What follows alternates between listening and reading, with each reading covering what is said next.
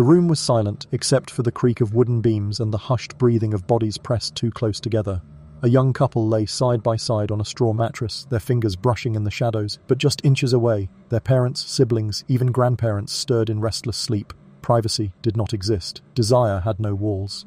How do two lovers find intimacy when the entire family sleeps within arm's reach? Before we go deeper into this darkness, hit subscribe and tell me in the comments where you're watching from. But this nightmare began long before that moment in the dark. For centuries, entire families lived together under one roof. One room, one fire, one fragile sense of survival. Couples were not alone, even in their most intimate moments. They shared space with children, cousins and in-laws who could not help but listen, and the unspoken question lingered: what boundaries existed when walls did not? But no one knew what was coming. The world of peasant households was defined by necessity. Wood was scarce, stone expensive, and most families could barely afford a single dwelling. So everyone crammed into the same smoky chamber, where cooking, eating, sleeping, and lovemaking all unfolded within sight, or at least within earshot, of others. Visual: a single-room cottage, dimly lit by firelight. The air was thick with the smell of stew and sweat. Infants cried while elders coughed in their corners. In the middle of this chaos, intimacy became both inevitable and impossible. A couple's union was not just a private act, it was a performance overheard by those who shared their lives. But no one knew what was coming. In medieval villages, beds themselves told the story. They weren't the soft havens we imagine today. They were crude frames of wood stuffed with straw, sometimes shared by multiple family members. A married couple might curl it to each other for warmth, only to feel the restless shifting of a sibling beside them, or the small weight of a child climbing into bed during the night. Sound: distant drums beating softly in the dark. Privacy was a luxury reserved for nobility. For commoners, survival mattered more than boundaries, and so the act of love, meant to be intimate, became instead a whispered negotiation, a stolen glance, a moment carved from the noise. But no one knew what was coming. The church preached morality, yet even priests understood the reality of peasant homes. Sermons condemned lust, but fertility was celebrated. Children were both workers and heirs. The pressure to conceive was immense, even if the act of conception happened under the gaze of family. To outsiders, this might seem shocking, but within these cramped walls, it was ordinary life. Still, one question remained unanswered. How did couples navigate desire, shame and secrecy in a world that never looked away? Visual: a burning skyline fading into shadows. The tension between human need and social reality shaped entire generations. Husbands and wives developed silent codes, a certain shift in the blankets, a soft clearing of the throat, a carefully timed pause until the room grew quiet. Intimacy became a language of restraint and subtlety, born from necessity. But no one knew what was coming, because behind this everyday struggle lay something darker: jealousy, repression and resentment. Families living shoulder to shoulder not only shared resources, they shared secrets. They saw too much, heard too much, and carried silent judgments that could fracture trust. This was the world where love had no walls, where intimacy meant exposure, where even the simplest human desire could spark shame or scandal. And yet, couples still found a way. They had to.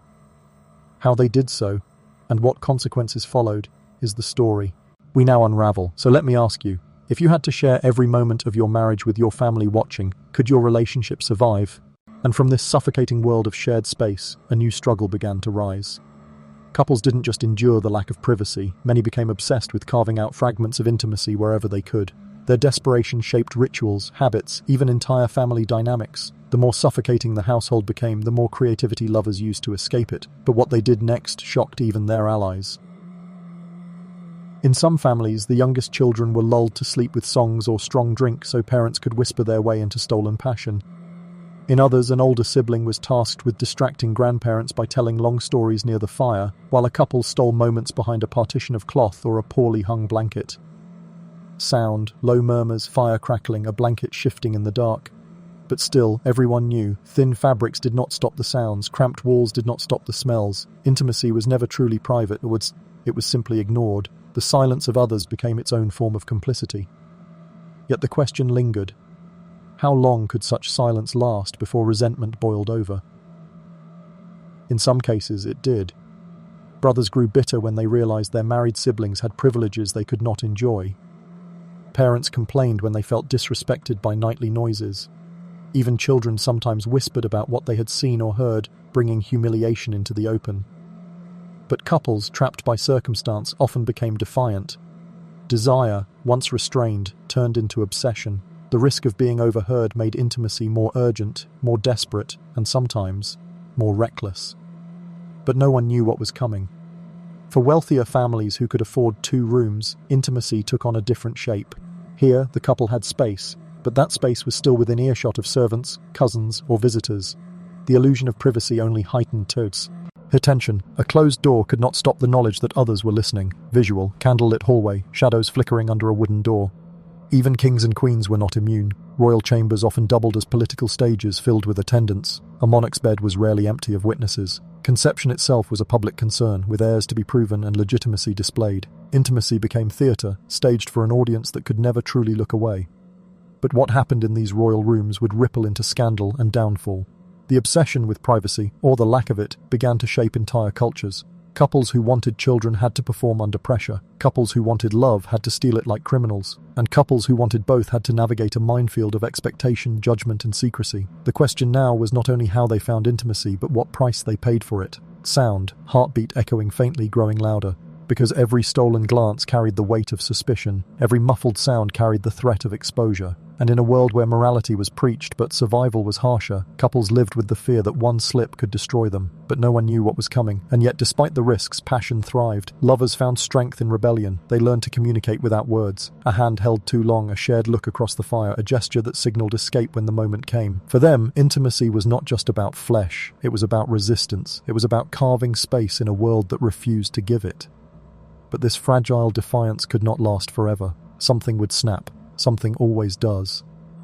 So let me ask you this. If you had to hide your love under the watchful eyes of your family every single night, how far would you go to keep the flame alive? Then everything snapped. The fragile balance of silence, complicity, and whispered nights was shattered by one moment too loud, one secret too exposed. For centuries, families had managed to look away, but sometimes the curtain slipped, and when it did, the fallout was brutal. Sound. Sudden gasp, followed by tense silence. Imagine it. A crowded room, bodies wrapped in blankets pretending to sleep. A couple, desperate for closeness, moving just a little too carelessly. The rhythm was unmistakable, the sound undeniable. Someone stirred, someone saw, and the illusion collapsed. Visual, trembling hands clutching thin fabric, eyes widening in the dark. Shame rippled through the room like fire through dry straw. Parents cleared their throats. Children whispered the next morning, elders muttered prayers under their breath. A private act became a public scandal in an instant, but this was more than embarrassment. It was betrayal of unspoken rules. The snap could take many forms. Sometimes it was a jealous sibling bursting out in anger, accusing the couple of selfishness while others froze in humiliation. Sometimes it was a mother scolding her son's wife, furious that boundaries had been ignored under her very roof. And sometimes it was even darker, suspicion of adultery, born not from proof but from overheard sounds in the night. One moment of intimacy could spiral into accusations of infidelity, and in communities ruled by gossip, rumors could ruin reputations overnight. But no one knew what was coming. For nobility, the snap was even more dramatic. Royal couples whose intimacy was supposed to produce heirs were not allowed the same secrecy as peasants. A king's chamber could contain attendants, advisors, even scribes, witnesses to ensure legitimacy. But what happened when whispers of impotence or infidelity slipped through those walls? Sound, distant horns echoing through a castle corridor. Dynasties could crumble, wars could ignite, alliances could fracture, all because intimacy was not just personal, it was political. A failed night in the royal bedchamber could reshape the fate of nations. But no one knew what was coming. For ordinary families, the snap often came in smaller, more intimate betrayals. A child who repeated what they had heard, a sibling who mocked, a neighbor who discovered too much after being invited inside on a cold night. In a world where every sound carried and every secret was fragile, one moment of exposure could not be undone. And for some couples, this constant fear turned intimacy into something darker. Desire became tainted by anxiety. Passion curdled into paranoia. The pressure to perform quietly, perfectly, invisibly. It broke people. Visual, candle guttering out, leaving the room in silence. When the snap came, there was no going back, and the consequences were often devastating, and the aftermath was darker than anyone imagined. What had once been a shared silence, a fragile pact, collapsed into gossip, judgment, and punishment. Families who had tolerated the unspoken suddenly found themselves fractured. The house that once kept them warm became a prison of whispers, but no one was safe from the consequences. For women, the fallout was often the harshest. If intimacy was exposed, blame almost always fell on them. Wives accused of indecency, daughters suspected of promiscuity. Even when both partners were complicit, the woman's reputation bore the deepest scars. Sound, heavy church bells tolling in the distance. Communities turned quickly. Shame became weaponized. Neighbors whispered about honor. Clergy preached sermons about morality, thinly veiled attacks against those who had been caught in villages where everyone knew each other's business. Exposure was a kind of death sentence, not of the body, but of dignity, but no one knew what was coming. For men, too, the consequences could sting. A husband mocked for being unable to keep his desires hidden. A father judged for not controlling his household. Even young boys, overhearing too much, were sometimes punished simply for acknowledging what they knew. The entire family carried the weight of scandal. Visual, a father lowering his head, children whispering behind his back. And the horror was not only social, it was physical. Some couples faced actual punishment from elders or community leaders. Intimacy was supposed to be private, yet when it became public, the response could be violent. Slaps, beatings, exile from the household. The very act of love, if revealed, was treated as a crime, but no one knew what was coming. In wealthier households, the consequences played out on grander stages. Accusations of infidelity or impotence among nobles could spark trials, annulments, even executions. Queens accused of adultery were imprisoned or worse. Kings unable to father heirs were mocked, challenged, and sometimes overthrown. The intimate became inseparable from the political. Sound, pounding footsteps, a door slamming shut. Here, the horror was not just humiliation, it was survival. Entire bloodlines depended on what happened behind bedroom doors. And if those doors revealed failure, the result was not just shame, it was war, but no one knew what was coming.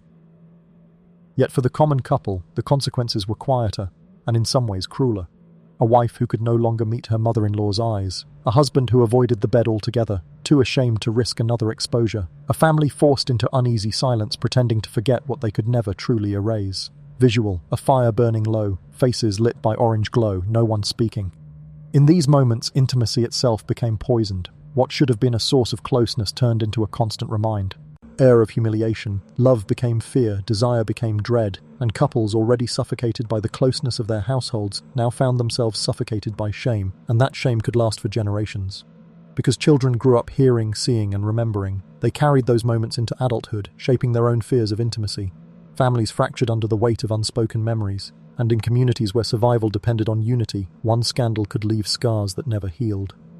The horror was not only in the act itself, but in its aftermath. The whispers, the stares, the silence that screamed louder than words. Sound, heartbeat slow and heavy, echoing into darkness. And yet, through all of this, couples still tried, still reached for each other, still risked everything for the chance to feel something beyond survival. But that risk came at a cost, and the question remained, could love truly survive in a world where privacy did not exist? So tell me, if every mistake you made in love became a story whispered in your family for years, would you still risk it? Or would you surrender to silence? And when the scandals faded into silence, the aftermath lingered far longer than anyone could imagine.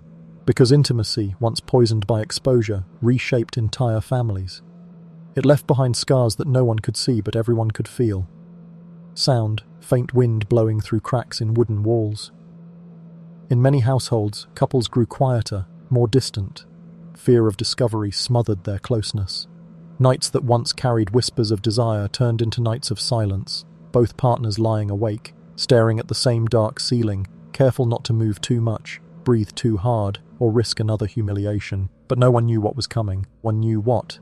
Children too carried the weight. Those who witnessed their parents' intimacy too soon often grew up with distorted views of love. Some learned shame before they ever learned affection. Others repeated the same patterns, bringing into their own marriages the same tension, the same fear of being heard. Generational trauma spread like cracks through old wood, silent, creeping, inevitable. Visual, a child sitting in the shadows, wide-eyed, listening in silence. But no one knew what was coming.